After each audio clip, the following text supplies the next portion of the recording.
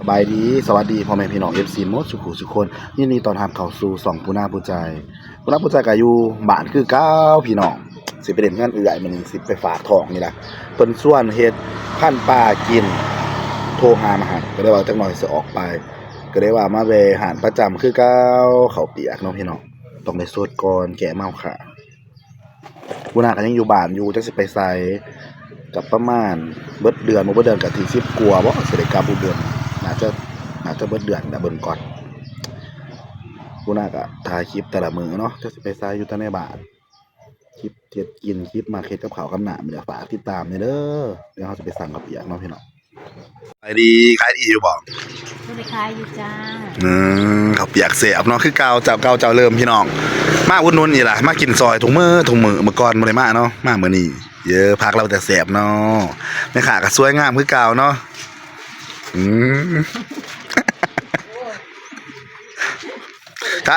ขายดีอยู่บ่ขายดีอยู่มาลุ้นเด้อพี่น้องเด้อที่บ้านหอยเพกฝากติดตามนางผู้นาผู้ใจด้วยพี่น้องเด้อตอนนี้ผู้นากำลังสั่งข้าวเปียกเนาะพี่น้องเดี๋ยวท่านเมื่อว่าแม่สบายดีคุณแม่คนสวยย่ามไรสิเมื่ออุบลฮะเบื้องก่อนเนาะเบิดเดือนเนาะจังเมื่อแล้วแม่เนาะถ่ายอยู่งานบุญ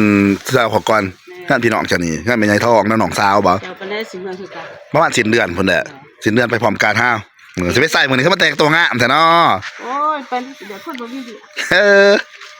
เยอะข้าวเปียกแซ่บเจ๊หน่อยเนาะแล้วก็มีน้ำอ้อยก็พอคล้ายเนาะมันหอนเนาะน้ำอ้อยแล้วเนาะน้ำหวานแล้วเขาสิสั่งข้าวเปียกไปสดหอนๆน้ำกันเลยทุกคนแม่ค้าก็ใส่เสื้อลายงามเนาะลายผึ่งมาเนี่ยลายหมาเนาะมาเนี่ย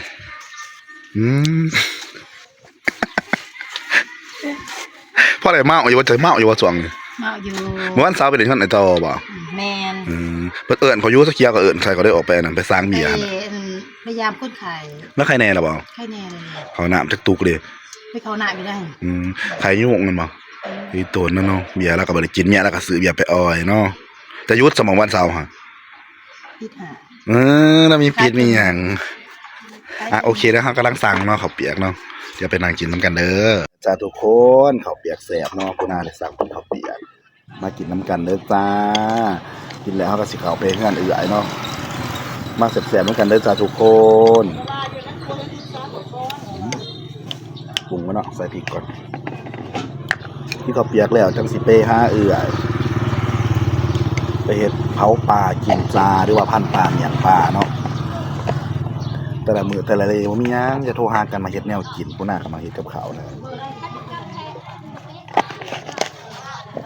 ก็เปียกเขายังแบบผู้น่าก็สิไปเรื่องเอื่อยบอนเก้าไปหาเฮ็ดปิ่งปลากินเลิศปลา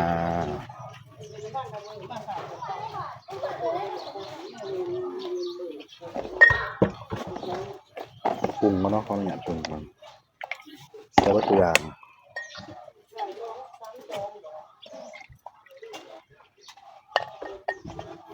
มาแสบๆน้ำกันเลิศมากับปีขาตลาดเลิศมา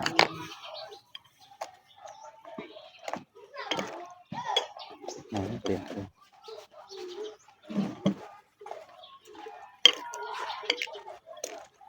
มาเดือดหน่อยกินหรอบอแสบคือเก้านี่จะกินนอตุ๋ยแล้วพี่น้องแต่ละมือ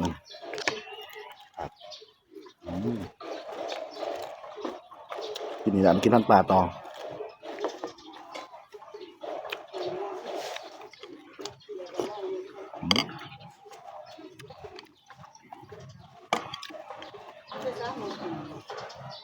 บ่เลยแพงมากพี่น้องตัวหนึ่ง20,000เอาเป็นเงินไทยก็เป็น40 บาท30 บาท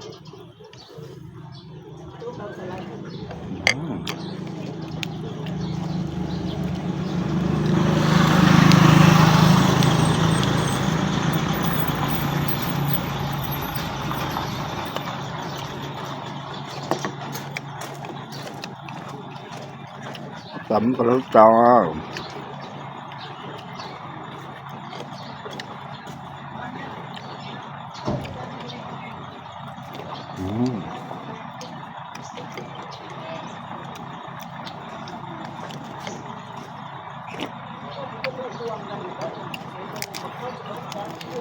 ครับ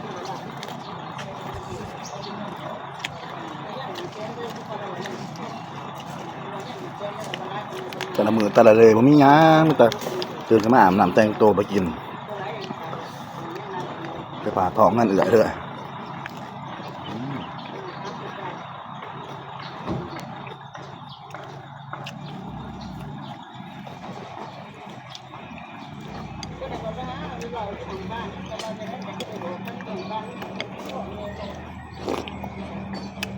แบบเจ้าตัวนี้พักขืนมาอยู่บ้านสาระตัวหนึ่งสิไปพันทราบไปพัน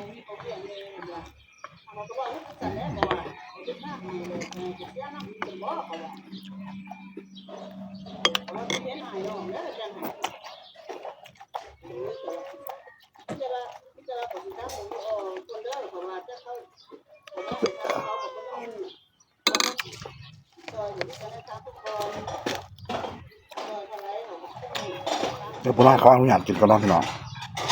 เดี๋ยวจะไปเจอกันอยู่เฮือนเอื่อยจะไปถ่ายคลิปตอนเห็ดปีนปลาเผาปลาแล้วตอนกินปีนปลาเหมือนกันเนาะตัวแซมกันแล้วจ้าอ๋อมาหอเฮือนเอื่อยแล้วแต่ถามมาตอนนี้บุญอากาศร่างสีเผาปลาดีกว่ามักปลาเนาะจ้าทุกคนเดี๋ยวจะเอาตะไคร้มาใส่มักปลากันเดี๋ยวเผาปลากินยั่วๆนะจ้าทุกคนตะไคร้งัดปากเลยเราเขียวบีออกปลานิลจะไปไหนข้าวเอาบีออกบ่ฮะน้องสาวฮะนี่เรียกไม่ได้ไม่ให้เรียนเรียกเราจะหมักเกลือก่อนนะคะทุกคนมาเสียบๆน้ำกันเลยเผาปลาเผาใจแล้วพอเราเอาบีออกหายขย้ำจะคมกับน้ำลำถ้าเกิดขึ้นอีกไงนะยูว่าสาทุกโคปานีน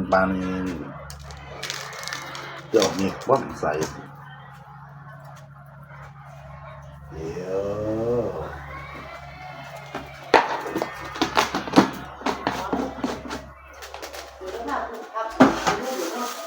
ปิ่งปลาอยู่เงินเลยคือกาวนะตาทุกโคแล้วครับสมาล่างพักหรือว่าจัดพักจัดมีหวานพอเจ้าเห็นแบบมือก่อนเนาะทุกคนหนักมานะแม่กับพานป้าเขาเอาบีเอายังออกหายนอก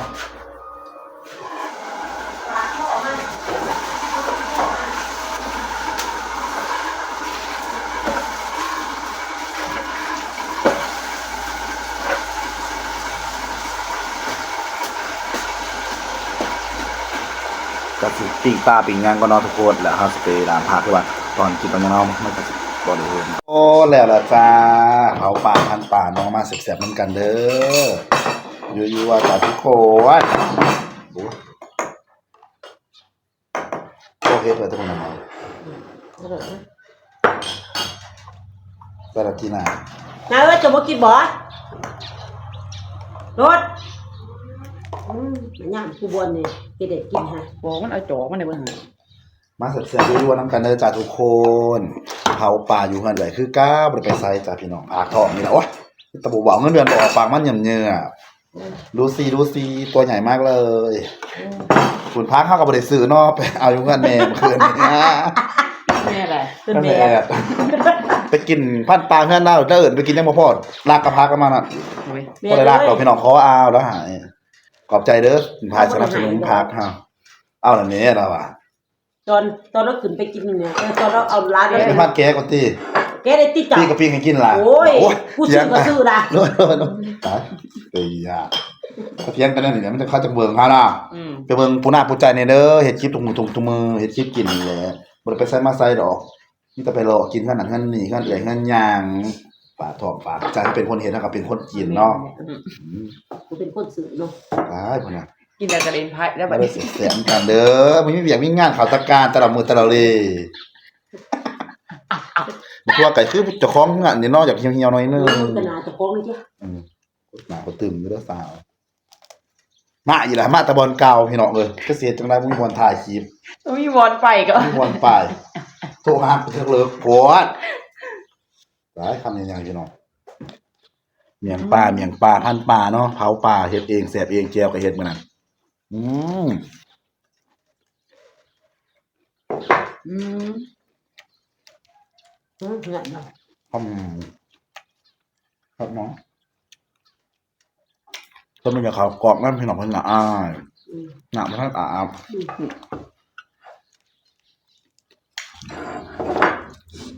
จะบอกไป นะได้เด็ก2คนนะเด้อพี่น้องแล้วแซ่บๆด้วยผลพัก จาแล้วบ่ ช่วงนั้นกินแตะพักร้านตึกเลยช่วงนั้นกินแตะพักถือ แล้วค่ะเห็นหันนิดนี้แม่ก่อน เจ้าก็บ่มีเวียก เบี้ยนี่เลยเฮ็ดกินเฮ็ดอยากตายคลิปไปยังนี่เนาะพี่น้องพี่น้องเสียๆเด้อทำยังไง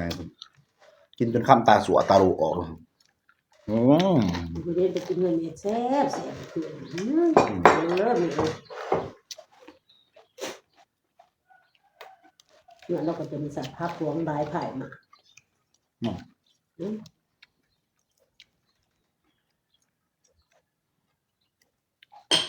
ปกติไม่เคยเอาหมอ นี่เดี๋ยวเว้ย แต่กูเบี้ยหมอ มีกล้วยมีจังมีอะไร ผสมซอยใส่ตะคงตะไคร้ ที่กูเมื่อยเวียนหัวกู อืมก็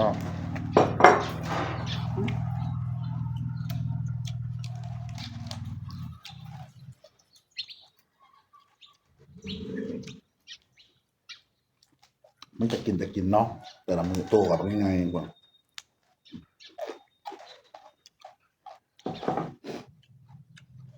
เดี๋ยวจะลูกล่ะ 85 โล เจ้าคือว่าเบิ่งใหญ่กว่าไอ้เป้เนาะ เวลาเตียอะไรตุงกระดอง แม่นบ่ อืม กินเบียร์กับไอ้เป้คือม่วนๆตา มากมาก ฮะ เป็นเลิกเนาะ ก็บ่ได้เลือก เจ้า เจ้าก็ว่าขอสิกินซะเลย ตัวอย่าง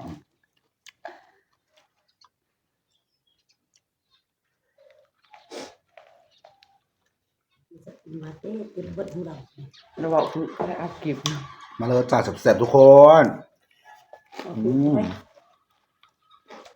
ก็ ใส่นี่แล้วกินหน่อยด้วย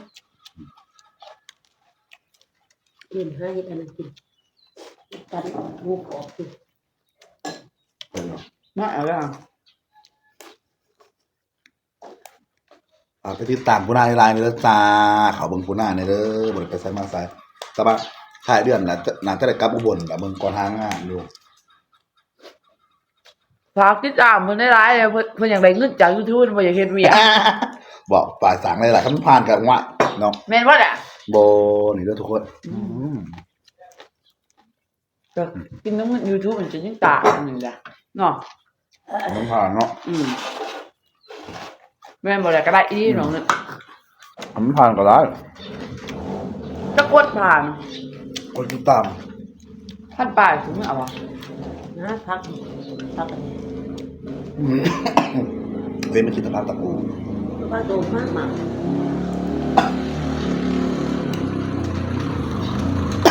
เพราะว่าไอเลยกูเลยบอกคือ กูสิไปซื้อข้าวไปตลาดก่อน สมมติว่าไปกินน้องอยากพันยังไงก็ให้กิน ยักษ์สลัดใส่ตัด ปวด มันสิเป็นเขาก็จะ แล้วก็ใส่ไข่ใส่สินหมู กินหมูกับมี ถ้ากสิคอนุญาตกินข่าวมาเนาะพี่พ่อแม่น้องฝากพ่อแม่พี่น้องเป็นกำลังใจปูน่าในเด้อจ้ากดติดตามในไลน์ในเด้อเขาเบิ่งในเด้อปูน่าปูใจภาษาไทยแต่ก่อนเป็นภาษาอังกฤษเปลี่ยนนะเด้อแล้วพอกันใหม่คลิปหน้าสบายดีบ๊ายบาย